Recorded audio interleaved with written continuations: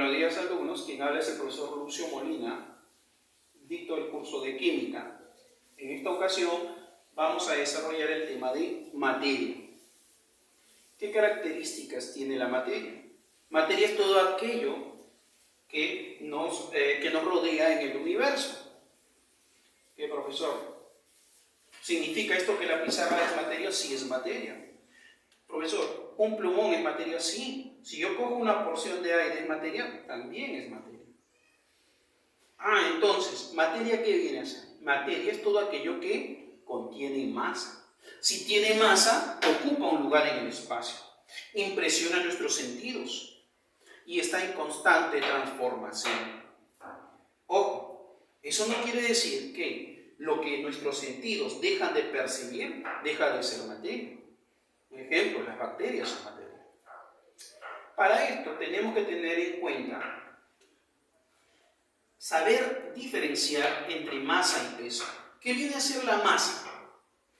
¿Qué viene a ser el peso? Y tener en cuenta a qué llamamos cuerpo material. Quiero que observes la pizarra. La pizarra me has dicho que es materia, el plumón es materia. Quiero que observes, la pizarra y el plumón tienen diferente forma, ¿correcto? Pero ambos contienen materia. La pizarra, el plumón, quien habla, el profesor Lucio, la silla, la carpeta, se les llama cuerpos materiales. Entonces, ¿a qué llamamos cuerpos materiales? Los cuerpos materiales son porción limitada de materia. Muy bien, ¿qué diferencia existe entre masa y peso? Masa es la cantidad de materia que contiene este cuerpo material. Cualquier cuerpo material. Muy bien. ¿Y qué es peso? Peso viene a ser, observa, la fuerza gravitacional que la Tierra ejerce sobre un cuerpo material. Esa es la diferencia. Vamos a la división de la materia. ¿Yo cómo puedo dividir la materia? Si yo tengo una roca, esa roca es materia, contiene materia. Pero esa es una porción limitada de materia. Por lo tanto, esa roca es un cuerpo material. Si esta roca la voy a fraccionar, voy a aplicar un método mecánico, por ejemplo, puedo coger un martillo y chancar la roca. Entonces, esta roca, al momento de fraccionar, se va a fraccionar en partículas. Si yo sigo fraccionando las partículas, voy a pasar a moléculas. Voy a utilizar un método físico, por ejemplo. La disolución o la ebullición. La disolución es cuando yo agrego una sustancia sólida en un solvente. O la ebullición, cuando hiervo, cuando le aplico energía en forma de calor. Si yo sigo fraccionando las moléculas, voy a pasar a átomos. Para esto puedo utilizar un método químico, por ejemplo, una reacción química. Si yo paso o sigo fraccionando este átomo, voy a pasar a partículas subatómicas. ¿Cuáles son esas partículas subatómicas? Neutrones, protones, electrones, leptones, hadrones. ¿Qué método voy a utilizar? Por ejemplo, el bombardeo nuclear. Estados de la materia. Nosotros conocemos los estados que son sólido, líquido, gaseoso. ¿Correcto? Los estados de agregación de la materia. El sólido, el líquido y el gaseoso. Pero cada estado físico de la materia se diferencia uno del otro principalmente por la fuerza de atracción y la fuerza de repulsión. Fa representa la fuerza de atracción, Fr la fuerza de repulsión, la fuerza de rechazo. Entonces, en un sólido, en un cuerpo sólido, los átomos están unidos.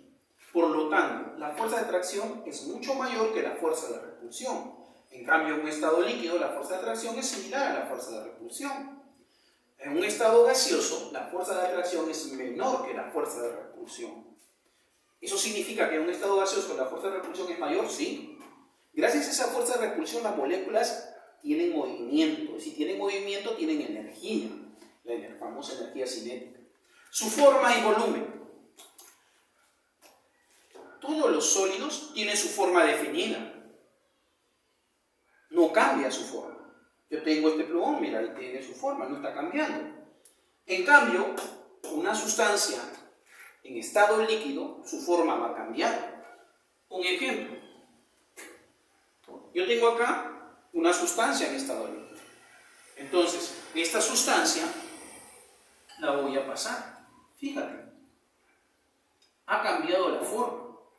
Las sustancias líquidas, su forma es variable, va a cambiar. ¿Por qué? Va a depender mucho del recipiente que lo va a contener. Profesor, en un estado gaseoso ni qué decir. Debido a que las fuerzas de repulsión son mayores que las de atracción, el gas tiende a ocupar todo el recipiente que lo contiene. Si yo tengo un recipiente zapatito, va a ocupar todo ese recipiente. Si yo tengo un recipiente, si toda esta sustancia gaseosa lo paso a un recipiente pelotita, va a ocupar todo ese recipiente. Entonces su forma va a depender del recipiente que lo contiene, de una sustancia gaseosa. Lo mismo ocurre, repito, para una sustancia líquida. Volumen. El volumen del sólido nunca va a cambiar, no cambia.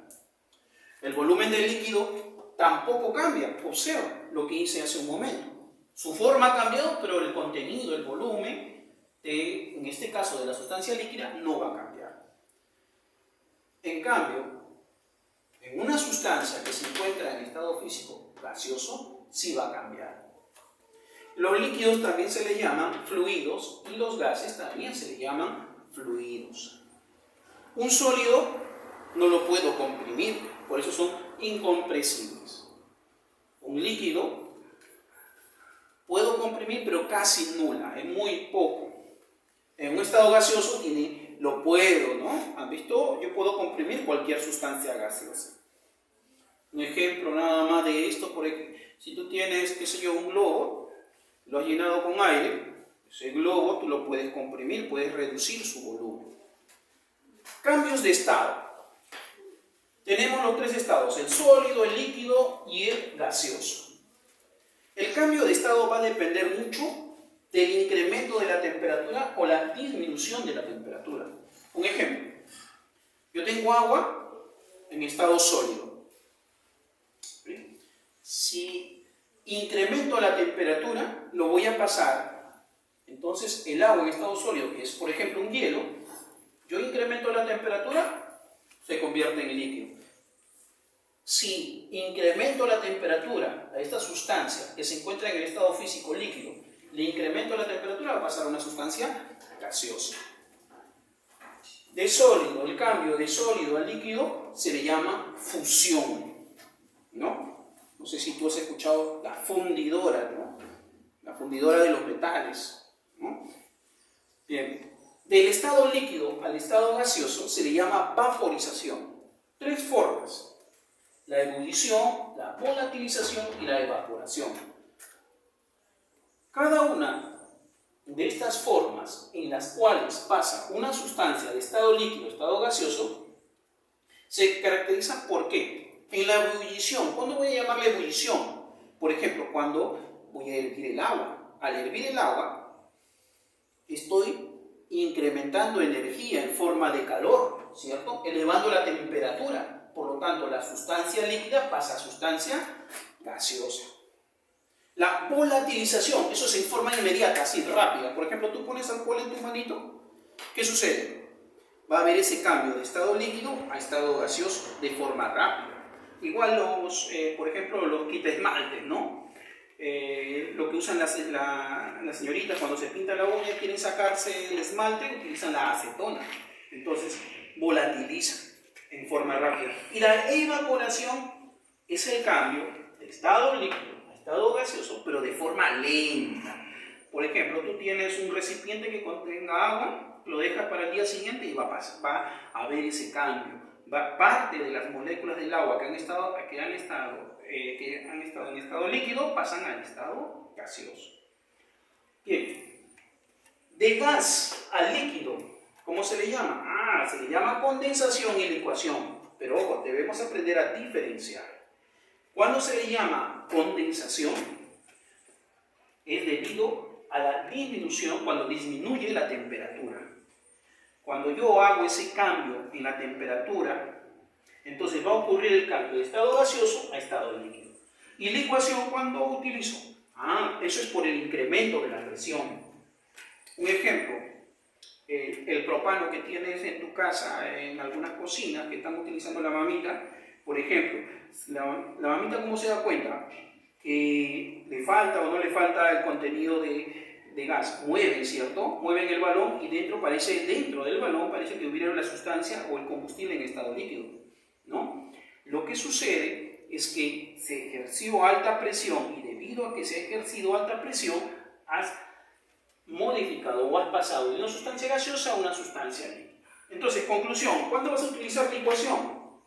Eso significa incremento de la presión. ¿Y cuándo utilizas condensación? Cuando disminuye la temperatura. Bien. Y del líquido a sólido se le llama solidificación. Profesor, si yo paso de sólido a gas, le llaman sublimación directa. Por ejemplo, los heladeros compran el CO2, ¿no? O sea, compran el famoso hielo seco. Le dicen hielo seco porque pasa del hielo seco, es el CO2 que está en estado sólido, va a pasar a estado gaseoso, no pasa por el estado líquido, ¿no?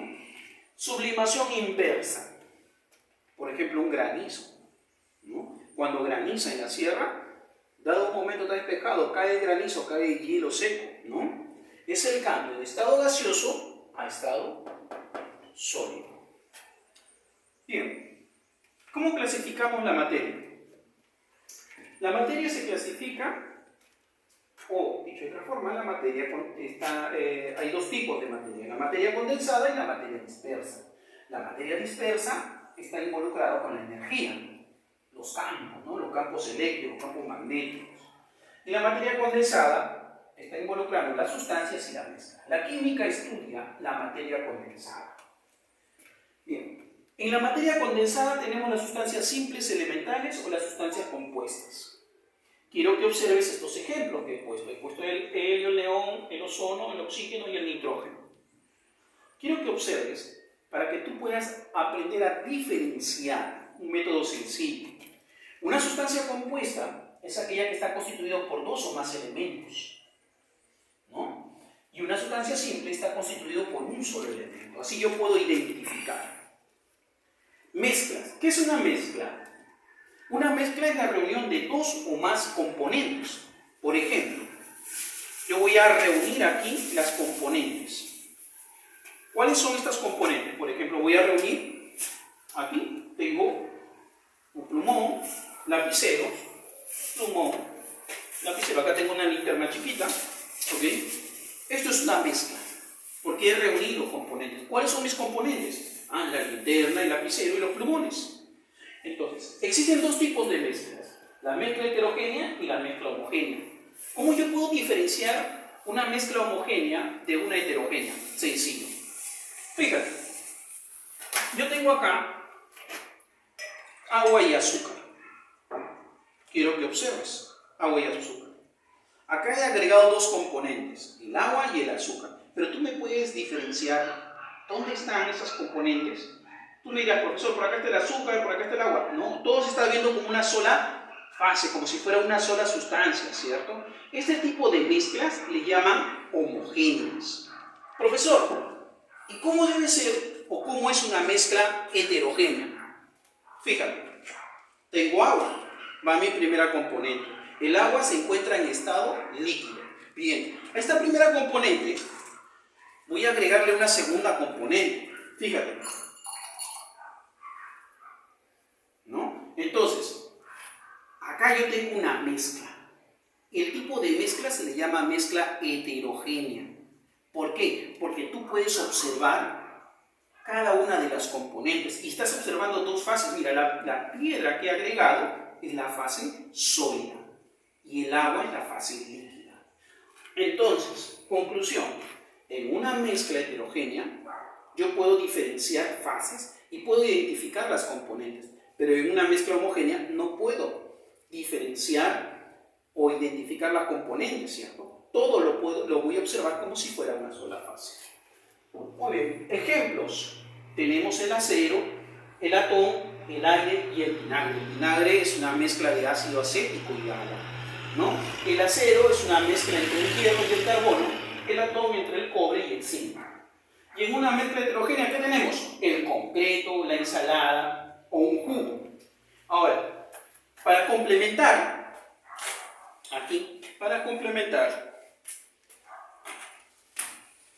quiero que quede claro lo siguiente, porque esto es importante para mí. Profesor, entonces me está diciendo que una mezcla homogénea. Imagínate que acá voy a mezclar 20 gramos de azúcar y 80 gramos de agua. ¿Sí? Entonces, yo hago la mezcla homogénea, todo va a ser una sola fase. Lo que tengo acá. ¿Ven? Se está observando una sola fase. Tengo dos componentes. Muy bien. Para que sea una mezcla homogénea, debe cumplir dos condiciones. Primero, se observa una sola fase. Se está cumpliendo. Lo segundo que yo quiero que tengas presente es que si yo saco una porción de esta mezcla, entonces la composición, o sea, el porcentaje de cada componente no debe variar, no debe cambiar. Eso significa que de azúcar yo voy a tener el 20% y de agua debo tener el 80%. ¿Qué, profesor? Si yo saco ahora de otra parte, fíjate, de acá voy a sacar, para que sea una mezcla homogénea, esta composición debe ser igual. O sea que de azúcar, ¿cuánto debo tener? Profesor, 20%. Y de agua, ¿cuánto debo tener? 80%. Y lo mismo, si saco de acá, también. Entonces, se observó una sola fase y la composición es constante. Esta es una mezcla homogénea.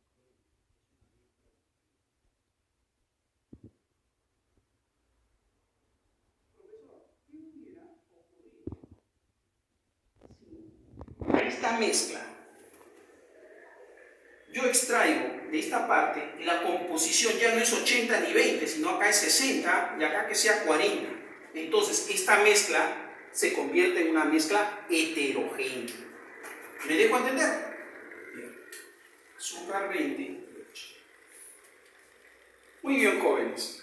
Este es el primer tema que se va a desarrollar en clase en su libro. El primer capítulo, ustedes tienen ejercicios que son conceptos teóricos que les va a ayudar mucho estos conceptos que yo les he enseñado. Eso es todo por hoy. Muchas gracias.